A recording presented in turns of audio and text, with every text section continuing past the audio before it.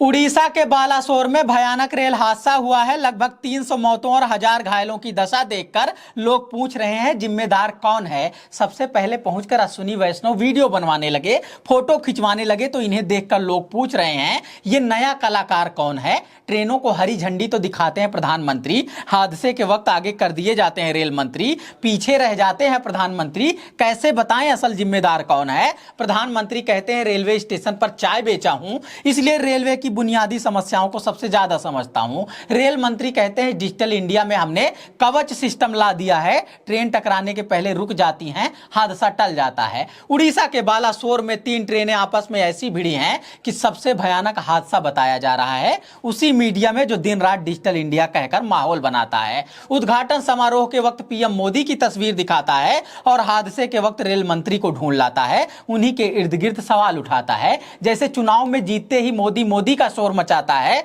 और हार जाने पर दिन भर जेपी नड्डा का चेहरा दिखाता है। पीआर और प्रचार का जरिया बन चुका है मीडिया। सरकार से इतना सवाल नहीं कर पा रहा है कवच सिस्टम कहां है कि ट्रेनें आपस में भिड़ जाती हैं, ऐसा रेल हादसा कैसे हो जाता है। कवच सिस्टम पर प्रति किलोमीटर 50 लाख रुपए खर्चीला बताया जा रहा है, मगर मोदी करने के लिए यही मीडिया रोज 71 लाख रुपए का विज्ञापन पाता है। करोड़ों लोगों की जिंदगी रिस्क पर रहे तो रहे, मगर एक शख्स का चेहरा चमकाने में पूरी एनर्जी, पूरा पैसा लग जाता है। नमस्कार, मैं समर राज बोलता हिंदुस्तान में आपका स्वागत है। उड़ीसा के बालासोर में भयानक रेल हादसा हुआ है। लगभग 300 लोगों की जान चली गई है और 1000 के आसपास लोग घायल दशा में तड़प रहे हैं। कहने का, बात करने का बैलेंसवादी तरीका यह हो सकता है कि हादसों पर राजनीति नहीं होनी चाहिए, मगर सवाल बनता है कि राजनीति ही सब कुछ तय करती है तो हादसे पर राजनीति क्यों नहीं होनी चाहिए। राजनेता यह तय करता है कि वो खुद हजारों करोड़ रुपए के हवाई जहाज में घूमेगा और जनता भूसे की तरह भरी हुई गाड़ियों में,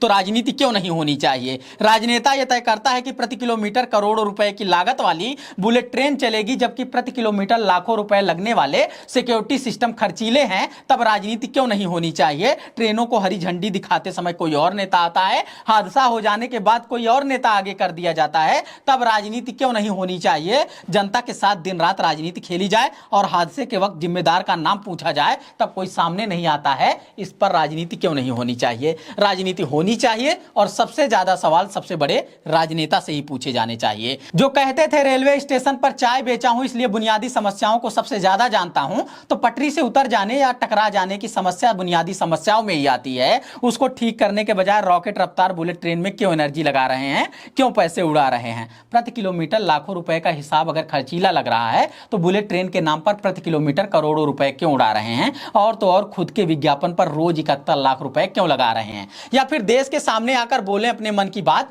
कहें कि करोड़ों लोगों की जिंदगी दांव पर लगाकर सिर्फ और सिर्फ हम अपना चेहरा चमका रहे हैं। बोले इस साम्राज्य का सिंहासन अब मेरे नाम हो चुका है, इसलिए मेरा प्रवचन ही मेरा शासन माना जाएगा। लोग बेवजह ही शोर मचा रहे हैं। सिंगोल पकड़कर पूजा हुई, ब्राह्मणों ने मंत्रोच्चार किया है, मेरा राज तिलक हो चुका है, मुझे अब से राजा माना जाए, और लोग बेवजह ही लोकतंत्र की गलतफहमी में जी रहे हैं। इस सिस्टम को राजतंत्र घोषित करके देखिए कलम की ताकत क्या है। जब से लोकतंत्र लागू हुआ है कितने रजवाड़े मिट्टी में मिल चुके हैं, कितने राजा भूमिगत हो चुके हैं। बिल्कुल ये जवाब दिया जा सकता है कि पहले भी रेल हादसे हुआ करते थे, पहले भी तो चूक हुआ करती थी, मगर तब सरकारें नैतिक जिम्मेदारी लिया करती थी, रेल मंत्री इस्तीफा दे दिया करते थे। और समय के साथ टेक्नोलॉजी का विकास हुआ है तो डिजिटल इंडिया का इस्तेमाल सिर्फ आईटी सेल के लिए नहीं करनी है, लोगों की सुरक्षा के लिए भी करना है। जीपीएस सिस्टम का इस्तेमाल लोगों की निगरानी के लिए ही नहीं करनी है, बल्कि उनकी जान बचाने के लिए भी करना है। हाथ में जब आ ही गए हैं कैंची और उस तरह, तो आपको तय करना है कि गर्दन काटना है या बाल काटना है।